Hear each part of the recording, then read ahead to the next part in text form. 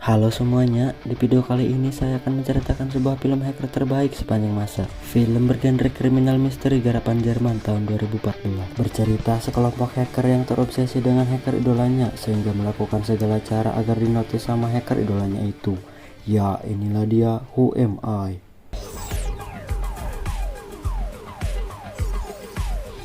Di awal film kita dikenalkan dengan seorang hacker bernama Benjamin yang menyerahkan dirinya ke Europol, Badan Khusus Kriminalitas Uni Eropa. Namun ia enggan sama sekali berbicara, kecuali diinterogasi oleh penyelidik senior yaitu Hanne. Benjamin mengetahui kelompok hacker bernama Prince dan juga rekanannya yaitu Seberusia. Dua kelompok tersebut sudah lama diburu Europol. Sebelum menceritakannya semua dari awal, Benjamin menunjukkan sedikit trik sulap sebagai perumpamaan bahwa merta sama saja dengan sulap. Hacken ist wie zaubern. Lalu kita dibawa ke cerita Benjamin saat kecil. Dia selalu ingin menjadi superhero, tapi pada kenyataannya orang-orang di sekelilingnya tidak mempedulikan keberadaan Benjamin. Sejak kecil Benjamin tinggal bersama neneknya karena ayahnya kabur meninggalkannya, sedangkan ibunya tewas bunuh diri. Sedih amat sih lur. Meskipun neneknya sudah tua, tapi ia masih sangat merindukan ayahnya atau buyutnya Benjamin yang meninggal di Perang Dunia Kedua. Bahkan si nenek masih menyimpan 3 peluru bekas Perang Dunia tersebut di dalam kotak. Di umur 14 tahun, Benjamin sudah tergila-gila dengan pemrograman dan menghabiskan waktunya di depan komputer.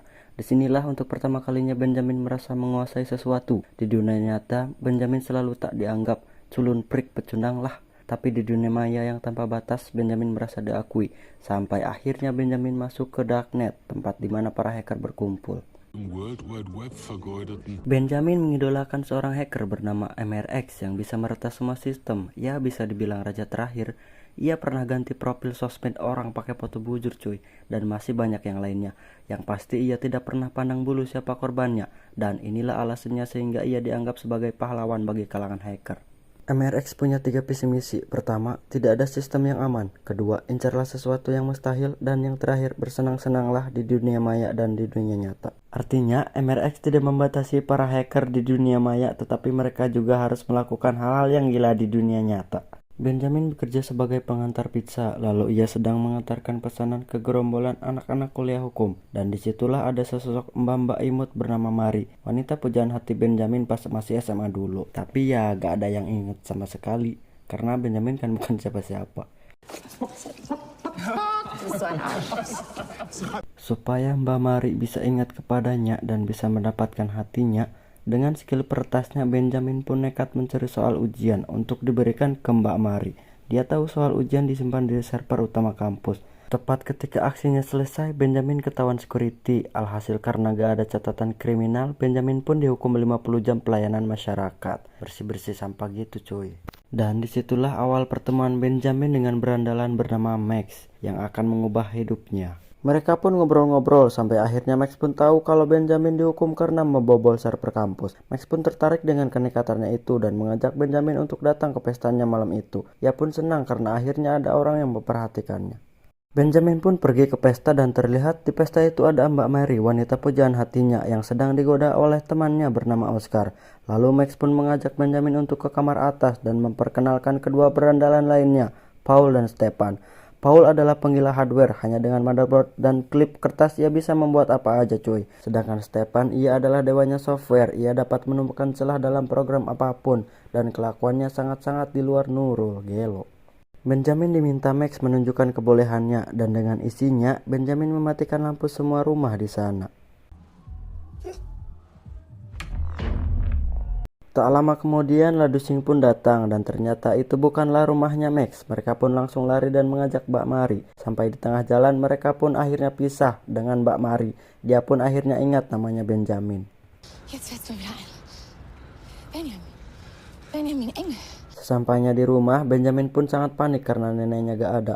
Setelah dicari-cari akhirnya ketemu, si nenek lagi nyari angin di tengah-tengah jalan. Ternyata nenek Benjamin mengidap penyakit Alzheimer dari 4 tahun yang lalu dan ingatannya makin lama makin berkurang. Setelah itu Max pun kembali bertemu dengan Benjamin dan mengajaknya ke suatu tempat. Meskipun Benjamin tahu bergaul dengan Max adalah sebuah kesalahan, tapi entah kenapa Benjamin suka dengan adrenalin seperti itu. Ternyata mereka berdua sama-sama mengidolakan MRX. Max bilang, bukan cuma sistem yang bisa diretas, manusia juga bisa cuy. Dengan kata lain, rekayasa sosial. Max pun akan menunjukkan maksud dari rekayasa sosial. Ia mengambil sampah box donat dan dengan percaya dirinya ia pun datang ke toko donat tersebut. Max protes karena dia gak dapat 2 donat coklat sesuai pesanannya. Awalnya mas-mas pelayan gak percaya ya kan, tapi biar lebih meyakinkan, Max bilang, itu tuh mbak-mbak pirang yang di sana yang layanin saya tadi. Atau gini aja, ketemu sama manajermu aja biar masalah cepat kelar. Gimana ha? Mau? Daripada masalah makin panjang, antrean pun rame pula. Dikasihlah tuh 2 donat sama emasnya gratis cuy. Gelo si ini si Max. Benjamin pun diajak ke tempat jual beli mobil bekas yang sudah ada Paul dan Stepan di sana. Stepan langsung nyolong kunci random dan dapatlah mobil satu buat dipinjam sebentar kata mereka. Benjamin pun kebingungan, ini manusia pada mau ngapain dah. Sesampainya di suatu tempat, rambut Benjamin pun dirapihkan dan bajunya diganti. Stepan dan Benjamin ditugaskan masuk ke suatu acara dengan menggunakan identitas palsu yang sangat mirip. Ternyata Benjamin diminta untuk meretas laptop presentasi di atas panggung sebelum acara dimulai. Hayo lo, bisa nggak tuh? Tapi Benjamin pun ingat poin kedua dari MRX, yaitu incarlah sesuatu yang mustahil. Oke guys, yuk bisa yuk. Banyak orang yang menghadiri acara itu. Stepan pun memasang kamera di tribun atas. Dengan keringat dingin bercucuran, Benjamin terus menguatkan dirinya agar tidak terlihat. Dengan berpura-pura sebagai staf panggung, Benjamin bawa kabel ke laptop dan langsung mengganti sambungan wifi ke wifi yang mereka siapkan, yaitu Adolf Hitler Puchkov My Dog. Itulah wifi yang mereka siapkan dan akhirnya berhasil walaupun hampir ketahuan petugas yang lain. Ternyata tadi itu acara partai baru yang mau pemilu, tapi presentasinya malah diganti jadi begini lur. Akhirnya orang-orang di sana sadar ini ulah Benjamin dan kawan-kawan. Mobil mereka langsung diserang, untunglah mereka berhasil kabur dengan selamat. Kembali ke ruang interogasi Europol, agen penyelidik senior Hane gak percaya begitu aja tentang cerita Benjamin. Benjamin pun langsung menyebutkan semua tentang Hane, mulai dari tanggal lahirnya, alamat rumahnya, akun TikTok Facebooknya, micet, bahkan masa lalunya yang kelam. Mulai percayalah Hane kalau ini bocah beneran hacker. Kembali ke flashback, karena neneknya Benjamin dirawat di rumah sakit, rumahnya pun dijadikan markas baru oleh mereka. Mereka sangat senang karena video retasan sebelumnya sudah ditonton 1 juta kali. Sebelum lanjut ke ceritanya, kita kenalan lebih dalam nih cuy dengan mereka. Stepan udah jelas si paling gelo, kalau Paul yang paling penakut dan pesimis. Max adalah pemimpin yang pede dan karismatik, sedangkan Benjamin yang paling jenius. Max pun punya ide untuk selalu memakai topeng badut sebagai ciri khas mereka sendiri. Karena topeng itulah Benjamin menyarankan nama untuk kelompok mereka dengan sebutan Clay, singkatan dari Clowns Laughing at You. Also, Clowns laughing at you. Clay. Berikutnya, Clay akan meretas sistem Bursa Efek Jerman dan jadi gini hasilnya cuy. Konjunktur. Und so setzt der DAX ab. Setelah itu, lampu perusahaan farmasi yang diretas dengan mengganti tulisan "Kami membunuh hewan". Retas-meretas pun terus dilakukan. Gak lupa juga mereka selalu mengkonsumsi Ritalin biar tetap melek lur. Nama Clay dan video-videonya di YouTube makin hari makin rame. Konten-konten gila mereka selalu ditunggu dan ditonton jutaan pasang mata lur. Boleh juga ya. Apa saya juga harus jadi hacker biar kontennya rame. Cek. Di supermarket tanpa sengaja mereka bertemu dengan Mari. Max pun berusaha membantu biar Benjamin ngobrol sama Mari. Tapi ya taulah si Benjamin bocah prik ini gak bisa ngapa-ngapain. Max pun jengkel dan memberi contoh begini loh caranya menjadi pria sejati. Watch and learn. Anjay. Watch and learn. Berminggu-minggu, Max yang sangat ambisius ingin Clay diakui oleh MRX, idola terbesar mereka. Tapi masih belum ada kabar cuy. Bahkan MRX gak tahu siapa itu Clay. Selain Clay, ada kelompok hacker lain yang sangat berbahaya dan sudah malang melintang di dunia peretasan internasional beberapa tahun terakhir. Mereka bernama Friends, adalah bagian dari cyber Rusia dan beranggotakan 4 orang. 3 sudah diketahui namanya Sekdet, Tobot, dan Krypton. Yang satunya lagi masih misterius cuy. Data-data penting yang berhasil dicuri oleh Friends dijual ke Darknet dan bisnis itu dikendalikan oleh cyber Rusia. Sudah 3 tahun terakhir hanya melacak Friends tapi masih sangat sulit untuk ditemukan. Dia memiliki rekan kerja bernama Martin yang juga mantan suaminya. Sampai saat ini Europol masih belum tahu tentang Clay Lure. Next, Benjamin bilang saat ini Europol masih fokus dengan Prince. Max yang masih kecewa karena gak digubris MRX ngehack saluran radio biar dapat mobil Porsche gratis. Jadi sebelumnya Stefan memutus semua jaringan telepon ke radio itu dan hanya telepon mereka yang bisa nyambung. Menanglah hadiah mereka akhirnya cuy. Die richtige Antwort lautet B. Ottmar Hitzfeld. Mereka berempat pun akhirnya bersenang-senang dengan mobil barunya itu dan mengajak aneh-aneh di pinggir jalan untuk berpesta bersama. Max sama Stefan sih santuy aja ya kan, tapi Benjamin dan Paul masih kaku dan gak biasa dengan pesta itu.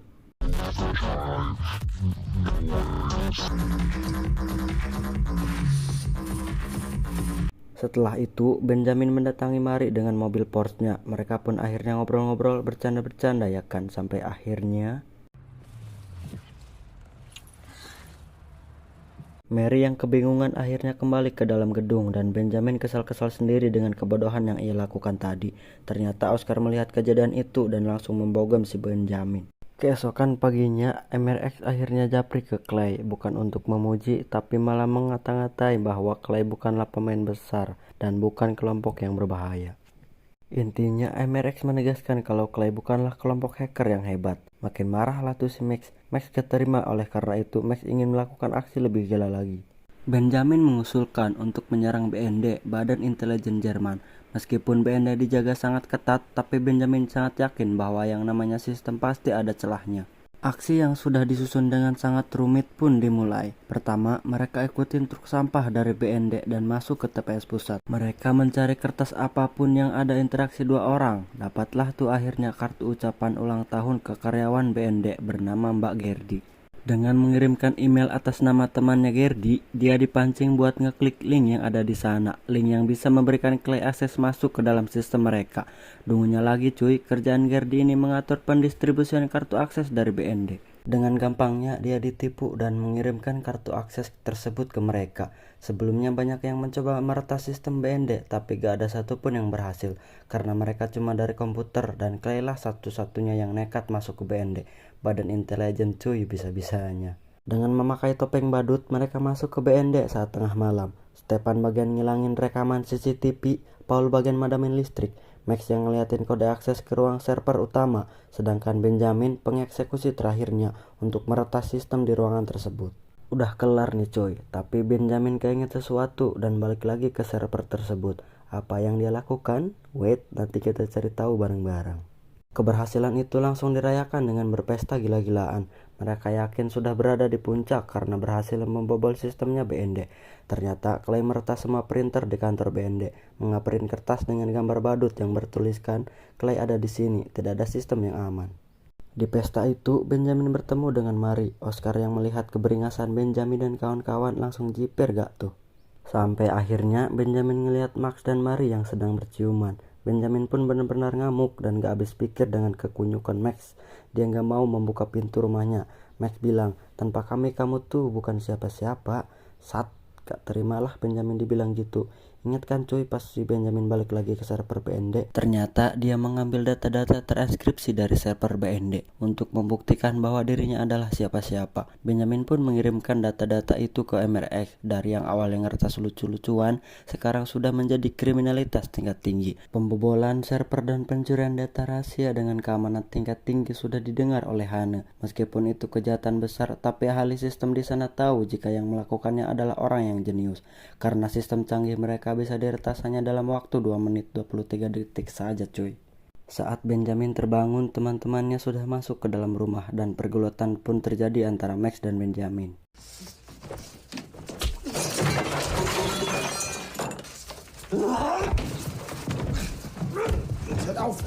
Tak lama kemudian, sebuah berita menyiarkan kematian Krypton, anggota dari kelompok hacker bernama Prince. Krypton ternyata adalah agen rahasia dari BND.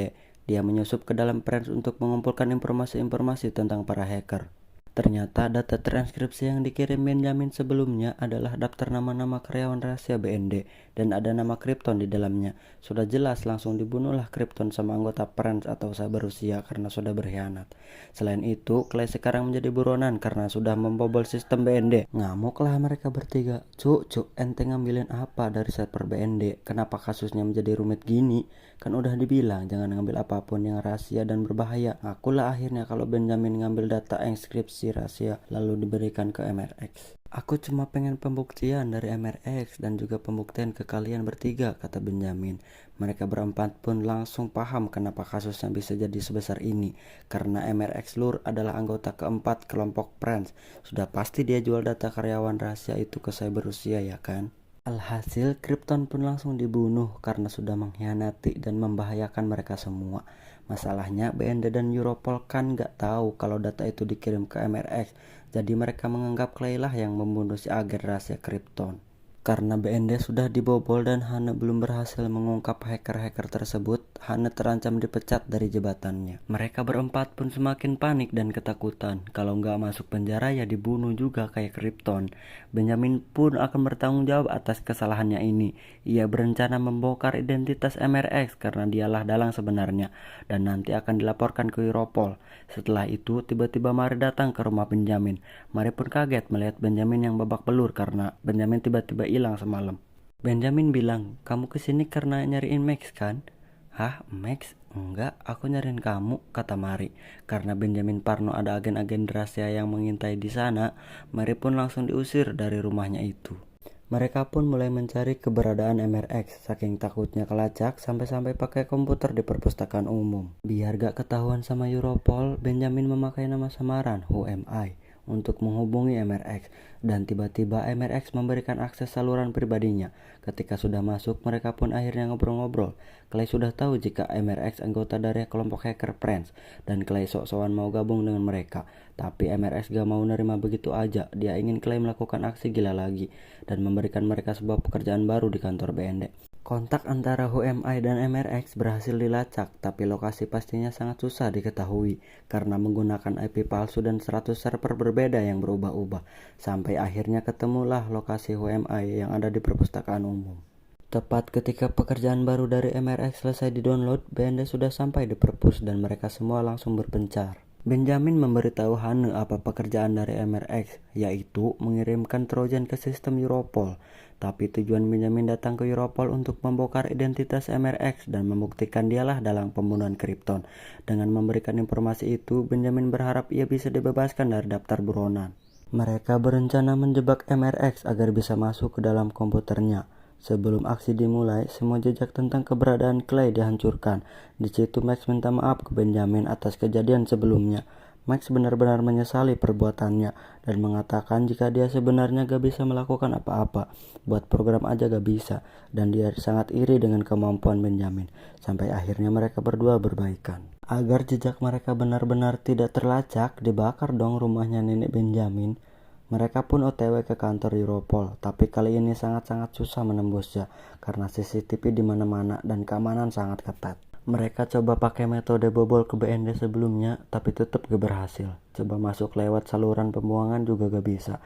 Mana tangannya Max tertancap paku lagi. Aduh, langsung diperban lah tangannya Max. Karena susah ditembus, Benjamin merasa bersalah ke teman-temannya. Nekat datang sendirian sedangkan yang lain masih tidur di hotel. Sebelumnya, Benjamin nemu kartu visitor orang asing yang gak sengaja jatuh. Bermodalkan kepercayaan diri dan keyakinan seperti Max, Benjamin pun akan melakukan rekayasa sosial ke pas security. Benjamin mengaku dia dari tur sekolah sebelumnya dan mau ngambil dompet yang ketinggalan di kantin. Awalnya security minta Benjamin balik besok aja, tapi dia ngeles lah tuh. Pak, lihat sendiri kan muka saya bawak belur gini gara-gara ayahku. Pak, kalau dompetku ketahuan hilang bisa mampus saya, Pak. Security pun minta maaf karena peraturannya seperti itu dan mengusir Benjamin. Ya udah, pergilah tuh si Benjamin dengan tampang kecewa. Tapi karena gak tega, Benjamin dikasih masuk sama Pak Security. Benjamin dikasih waktu 2 menit aja cuy. Itu sudah lebih cukup buat Benjamin. Benjamin menaruh sebuah alat di bawah meja yang bisa membuat jaringan tiruan secara paralel. Jika seorang karyawan masuk ke jaringan tiruan itu, maka Benjamin bisa mengakses komputernya dan lanjut mengakses server Europol. Bisa gitu cuy. Berikutnya, Benjamin akan memberikan Trojan yang sudah dimanipulasi ke MRX. Begitu MRX masuk ke servernya Europol, maka identitasnya akan langsung ketahuan. Tapi sayangnya MRX gak kemakan tipuan itu dan malah identitas Benjamin lah yang ketahuan. Karena ternyata dia pakai IP transmitter dari MRX. Alhasil Cyber Rusia langsung mengejarnya. Benjamin benar-benar kalah telak, untungnya masih selamat cuy. Lalu saat Benjamin balik ke hotel, Max, Stepan dan Paul sudah dibunuh. Benjamin yang terpukul dan sedang termenung didatangi oleh Mari. Mari tahu bahwa yang membobol server kampus saat itu adalah Benjamin buat nyolong soal ujian demi Mari.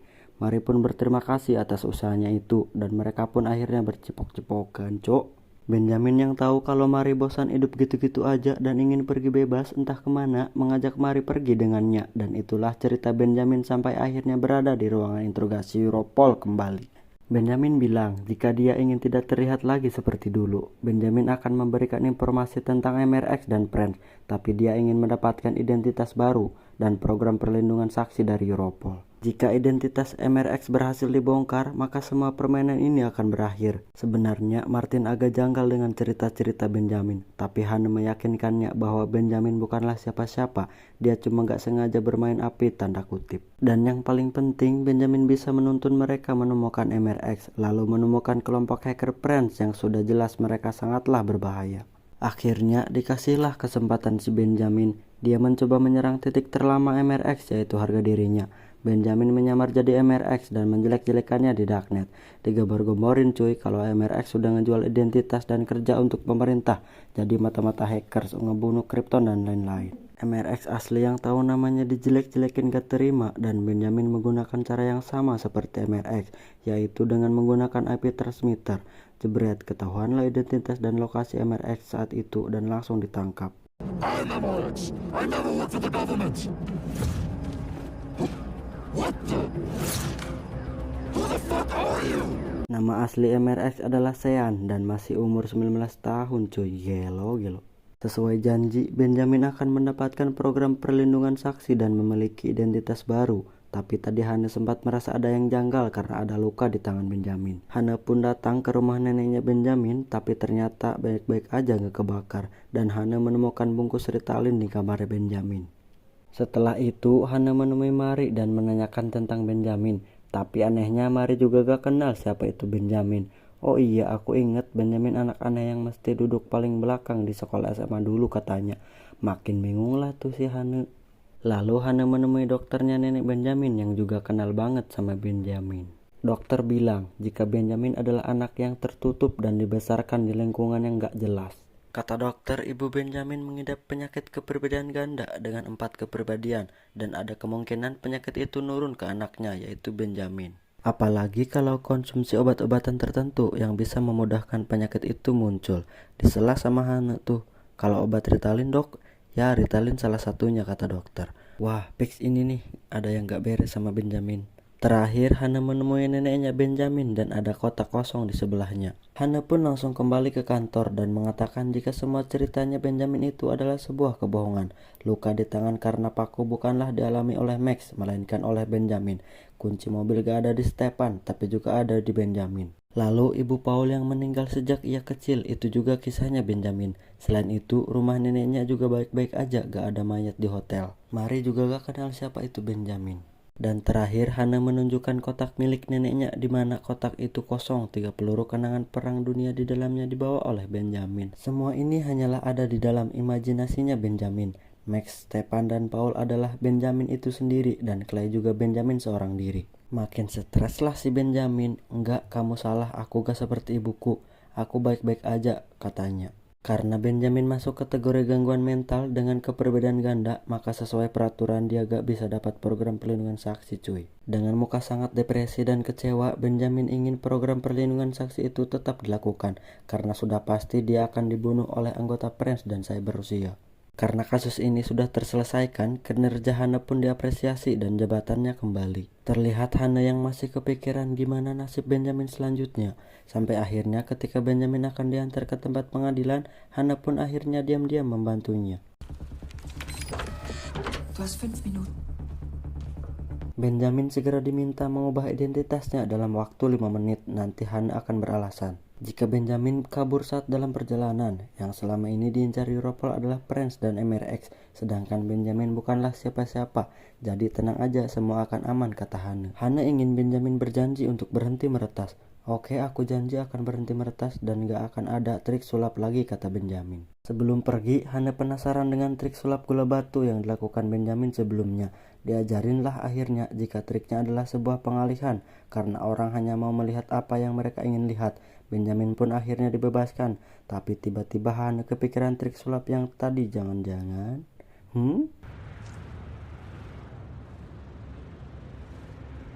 Singkat cerita, Benjamin sudah ada di kapal dan akan pergi jauh dari sana dengan setel semir rambut pirang jamet. Lalu tiba-tiba Beschluss. gelo, ternyata Hane juga kena rekayasa sosial paling gila dari Benjamin. Benjamin ini tidak mengganti identitasnya, tapi dia menghilangkan identitasnya. Cerita Benjamin sampai dia dikejar cyber Rusia memang benar cuy. Tapi setelah itu direkayasa, Max, Stepan, dan Paul beneran ada dan masih hidup. Mereka semua terancam diburu oleh cyber Rusia dan Prince. Maka dari itu mereka akan membuat rekayasa sosial dengan mengincar Hane. Strategi berpura-pura sakit mental dengan keperbedaan ganda memang sengaja diincar biar gak dapat program perlindungan saksi. Gimana caranya? Pokoknya Benjamin harus berperan seperti 3 teman lainnya, termasuk maku tangannya sendiri, cucu. Karena tidak dapat program perlindungan saksi dan dibebaskan begitu aja oleh Hane, ditambah identitasnya udah dihilangkan, juga berhasil meyakinkan bahwa Max, Stepan, dan Paul adalah imajinasinya saja. Maka mereka semua tidak bisa terlacak, atau dengan kata lain mereka semua tidak terlihat. Luar biasa jenius, cuk. Tamat, endingnya sangat menghakerkan. Pesan yang dapat diambil dari video kali ini yaitu jangan lupa mengganti password WiFi setiap hari karena takut tetangga nebeng. Cuaks.